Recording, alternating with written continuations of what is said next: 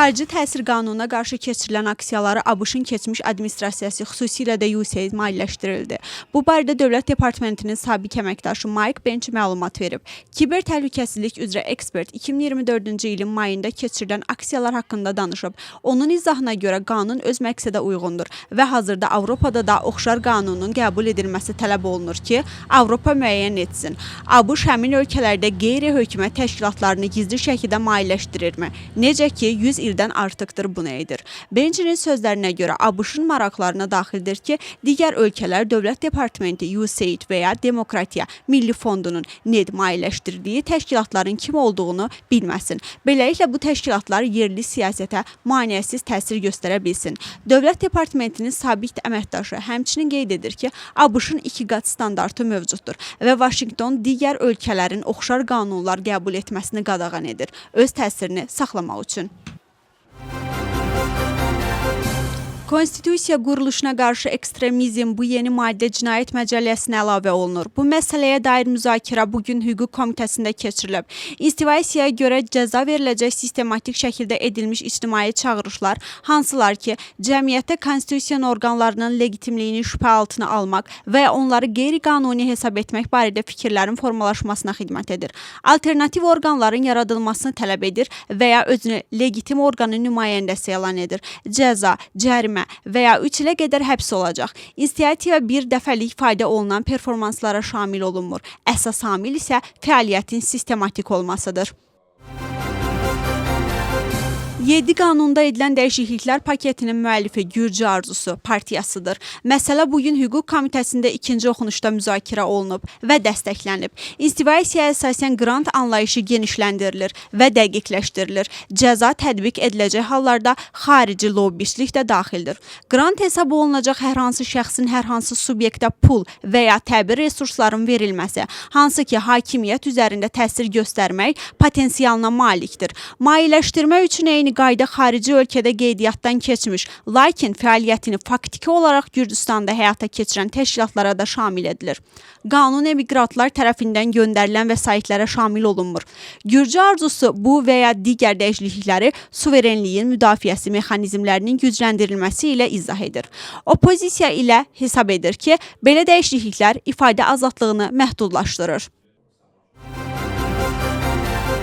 Sayya məhkəmə prosesini başladır. Onların bildirdiyinə görə 2024-cü ilin noyabr-dekabr aylarında nümayişlərin dağıdılması zamanı su şırnaqlarına qarışdırılmış maddələrdən zərər çəkmiş vətəndaşların hüquqlarını qorumaq üçün fəaliyyət göstərəcəklər.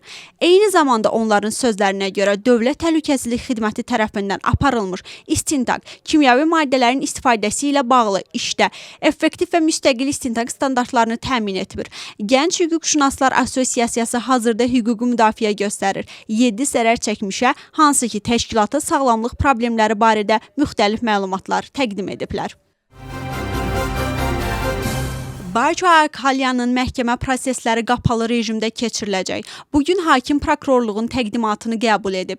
İclasda Akhalya özü də iştirak edib. İttiham tərəfinin sözlərinə görə hazırki cinayət işində iştirak edən şəxslər Dövlət Təhlükəsizlik Xidmətinin əməkdaşlarıdır və ayrılmış cinayət işində gizli materiallar mövcuddur. Buna görə də iclasın qapalı keçirilməsi tələb olunub.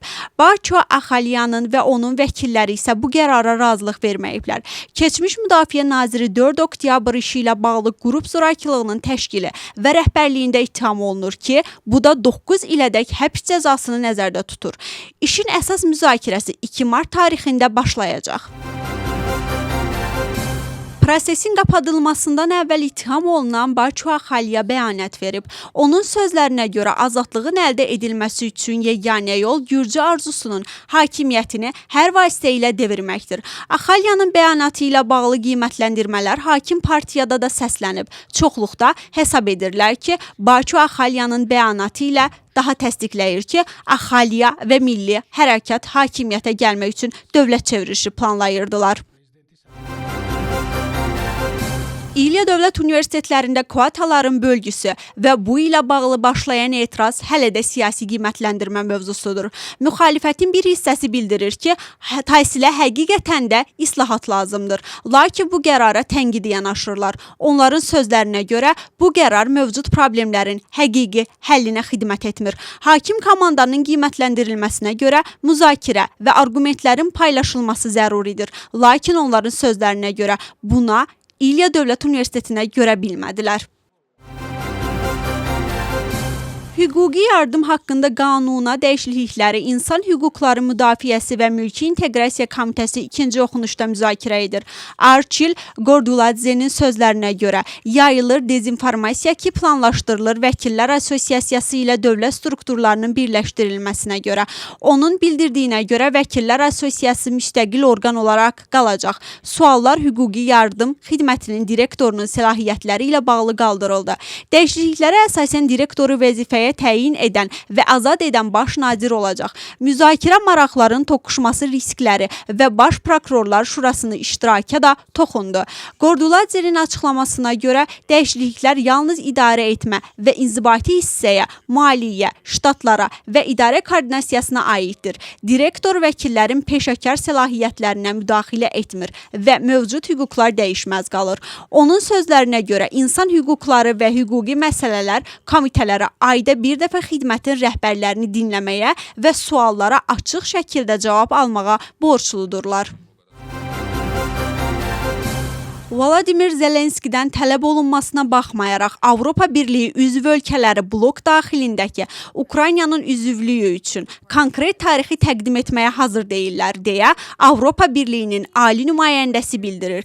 Kaya Kallas'ın sözlərinə görə iş hələ çoxdur və onlar göstərməlidirlər ki, Ukrayna Avropanın bir hissəsidir. Latviyanın prezidenti də təsdiqləyib ki, konkret tarixi müəyyənləşdirməyə hazır olmaq hələ mümkün deyil və qeyd edib ki, bu məsələ sülh sazişi ilə bağlıdır. Lakin Edgars Rinkevich deyib ki, o Rusiyanın sazişi imzalamağa istəyi ilə bağlı heç bir işarə görmür.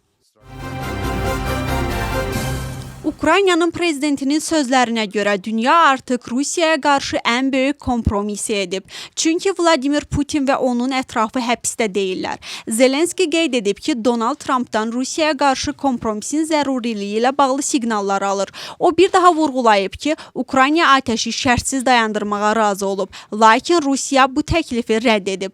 Onun sözlərinə görə vəziyyət elə davam edəcək ki, Rusiyanın prezidentinə real təzyiq göstərməyincə Ukrayna nümayəndə heyəti ABŞ və Rusiya nümayəndələri ilə nəzərdə tutulmuş danışıqlar üçün artıq Cenevrəyə yola düşüb. Üç tərəfli danışıqların növbəti raundu 17-18 fevral tarixlərində keçiriləcək. Tbilisi Bələdiyyəsi tramvay xəttinin tikintisi üçün tenderi yenidən elan edib. Bu 13 fevral tarixində Asiya İnkişaf Bankının satın alma qaydalarına uyğun həyata keçiriləcək.